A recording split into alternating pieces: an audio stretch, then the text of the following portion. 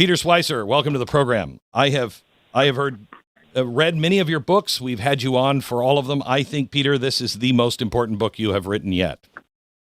Well, thank you, Glenn. We have worked together for a long time. That means a lot to me. Thank you.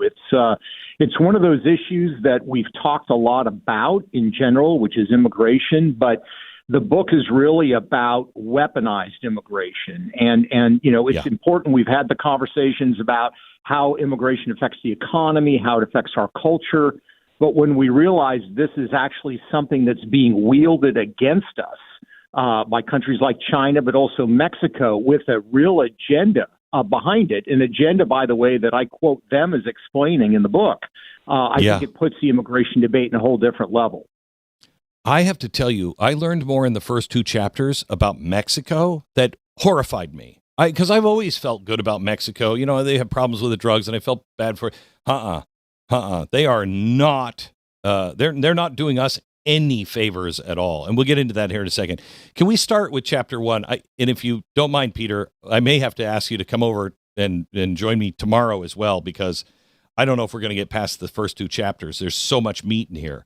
Sure. But in chapter 1 is proof of concept, and it starts with Jimmy Carter and Fidel Castro, and I don't recall any of this. Can you take us through that? This is back in 1980, the Mariel boat lift. And a lot of people that were around will remember that the United States was flooded with Cuban refugees. And Jimmy Carter, when this first started developing, said, we're a compassionate country, which is true. We're going to welcome them with open arms.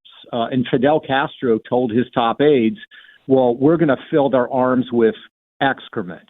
He used a different word. And this was really the first modern example of weaponized immigration, because what Fidel Castro recognized was we can actually attack the United States by sending them criminals, people that are mentally ill, but also people that are going to set up criminal networks, drug networks inside the United States. And so what we thought was a sort of random humanitarian event was actually a targeted attack. And I quote from a government panel that later looked at the Mariel boat lift and concluded that it was probably the third most lethal foreign attack on the United States. Besides Pearl Harbor and 9/11, the Mariel boat lift was probably the third most lethal attack. And the thing that's so genius about what Castro did is, Pearl Harbor and 9/11, you attack us, what happens? We strike you back harder than you hit us. That's the American way. If it's a humanitarian attack through immigration, who do you attack? Who do you launch the military against? So it's genius, and this became a template for a lot of modern Latin American leaders. In the summer of 1980, when this was unfolding, Fidel Castro goes to Nicaragua to meet with Sandinista leaders, and there's a young revolutionary there named Lula, who later today is the president of Brazil. And he sets up an entity called the Sao Paulo Forum with Fidel Castro, which includes progressive leaders from across Latin America and in the United States, the Democratic Socialists of America, which is Bernie Sanders and AOC's group. And the Sao Paulo Forum has weaponized immigration against us today. And that includes the Morena Party of Mexico and Petro, the leader of Colombia, and a whole host of other countries who have adopted this as their strategy to defeat the United States. Okay, so lay that out more carefully so people understand you're not just making that statement. This is a very well-organized, well-financed, and well-executed plan that is out in the open. Just none of us have ever seen it or heard of it. Yeah. And look, again, this is not Peter Schweizer asserting this. I mean, there are quotes throughout the book from leaders explaining what's going on. You mentioned Mexico. And I always thought of Mexico in the context of, okay, you've got kind of this hapless government and it's corrupt and they're kind of glad for mass migration because now they don't have to feed their own people. The reality is, in their own words, they view immigration very differently. But Glenn, this is from a government report. This is a report written by one of President Sheinbaum's top aides in December of 2024. It says, okay, hang on just a sec. Sheinbaum, in case you don't know, is the president of Mexico. This is 2024, president of Mexico. Go ahead. Yeah. We already know that the Mexican population in the United States reaches 39.9 million. We Mexicans are reclaiming our territory. That's from December of 2024. Here's a powerful senator who's also a member of the Morena Party, who sits on the National Defense Committee, which is the most powerful committee in the Mexican Senate. Quote, we Mexicans are in our territories: California, Nevada, Texas, Utah, New Mexico, Arizona, Kansas, Oklahoma, Colorado, and Wyoming. We're going to take back the territory that was stolen from us. And, you know, Glenn, you hear these quotes and you think, okay, well, maybe this is just bravado. But as I point out in the book, they have actually created a network and infrastructure inside the United States. And this infrastructure, this includes Mexican government officials inside the United States who are organizing violent protests like those that hit Los Angeles, those that are in Minneapolis, and they are actively participating in our politics. They are working to elect Democrats who are sympathetic, a foreign government, to elect Democrats who are sympathetic to them on immigration and working to defeat President Trump through Mexican consulates that are across the United States. Peter, I have to ask you a question. It's when I first started talking about George Soros, I just thought I had discovered something new, and I hadn't. There were very few people that were dumb enough to take him on. I didn't know the rules. Yeah. You don't take on George Soros. You know what I mean? So I exposed all this stuff, and because I thought it was new.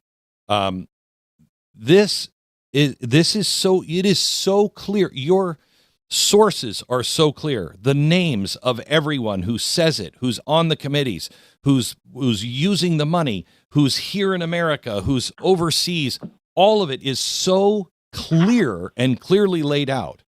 Why don't we know about any of this until now? Why did it take you to come out and put this all together? Well, a great question, Glenn. And you're right. I mean, you were really one of the first people to publicly take on Soros, and God bless you for doing that. I think it's a couple of things. I think, first of all, Mexico has a reputation for being kind of a sleepy, corrupt government, and people don't take them seriously. I think we should. Mexico, think about this for a second, Glenn. Mexico has 53 consulates in the United States. 53. In contrast, the two other countries with the most are China and the United Kingdom with 6 and 7. So they have this vast network in the United States. And I think that, they have masked what they're doing quite effectively. People that are aware of it, that are, some of these NGOs, you mentioned Soros, they're NGOs funded by Bill Gates and others, who talk about the fact that for them, and again, these are their words, for them, immigration is about transforming the United States. This is a quote from 2023 that I think lays out the fact that they want this to be silenced. Again, this is from 2023. The head of the Mexican news agency, which is like their sort of Associated Press, he says, quote, we are quietly carrying out the reconquest of our territories in the U.S. taken from us in 1848. The reconquest of the Aztec territory is silent, and the day that the gringos realize this, their diabolical fundamentalism will become macabre. In other words, we need to keep this quiet. We don't want to talk about it publicly, because when the gringos, as he says, find out, they're going to be really, really angry about it. So we need to recognize what's going on, have an honest conversation about it. There are dozens of these quotes in the book from Mexican officials, and we go through and name the Mexican government officials who were at the center of the LA riots last year, who are manipulating our politics. Okay, so I want you to go through, I cannot urge you. This is, and you know me, I will talk highly about books that I really like and I think are important. This book is probably the most important book you can read I think in the last 5 or 6 years, there is so much information here. I think this is a nation's work, honestly. This, I hope, is with the president and his people and at the DOJ, if they were useful at all. But this is the most important book you can read. It's called The Invisible Coup by Peter Schweizer. Peter has been on, if you've been listening to me for a long time, he is a friend. He has been on the program over and over again. He's done a lot of great stuff. This is the most important book. You want to understand what we're really up against and who our enemies really are. Enough of this mamby-pamby, oh, well, we just have to be nice to the rest of the world. No, we will be nice to the rest of the world if they're not trying to destroy us. All right, so Peter, take me through the most incriminating comments from the people in Mexico and from the NGOs to show us this is not just a few people saying this. This is not just an AOC. This is coordinated at the highest levels. Yeah, there are numerous quotes from the Mexican government I can take you through in addition to the ones that I just mentioned. And the key thing to understand here, Glenn, is that this is not a recent phenomenon. This is something that they have been saying and doing for decades. And one of the things that Sheinbaum has done since she's become president is she has started playing 2 songs at every official event in Mexico. Yes. One of them is the Migrant Hymn, which is something that she had commissioned. And the lyrics to that song are about how migrants that come to the United States don't just go there to work, they go there to actually expand the flag of Mexico to include the United States. May I give you some of the lyrics. And through my although my birth certificate says American, I'm pure Mexican. We change places, but not flags. I carry green, white, and red in my veins. Like the eagle, we fly without borders. We break through the fence that separates lands. Wow. Yeah, she had that commissioned? Yes, she had that commissioned and written, and she plays that at a lot of her official events. The other song that she plays at a lot of official events, and again, this is all sourced, and this is all from Mexican sources, is a song called We Are More American. And in this song, its lyrics, they go on to describe how California, Texas, Arizona, and Wyoming were stolen from Mexico by the United States, and that the land was free until the gringos arrived. And then the refrain says, we, meaning Mexicans, are more American than all of the gringos. Indians from 2 continents mixed with Spanish. We are more American than the son of an Anglo-Saxon. There's a very strong ethnic component to this. And again, I could go on and on and on. Peter, can you imagine if Donald Trump had commissioned a song to be sung that had anything like that in reverse? What people would say. Yeah. Meanwhile, the left has been saying this is not an invasion. This is not an invasion.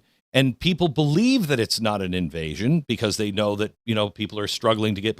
But the president of Mexico is commissioning these songs and playing them at her rallies. That's an invasion.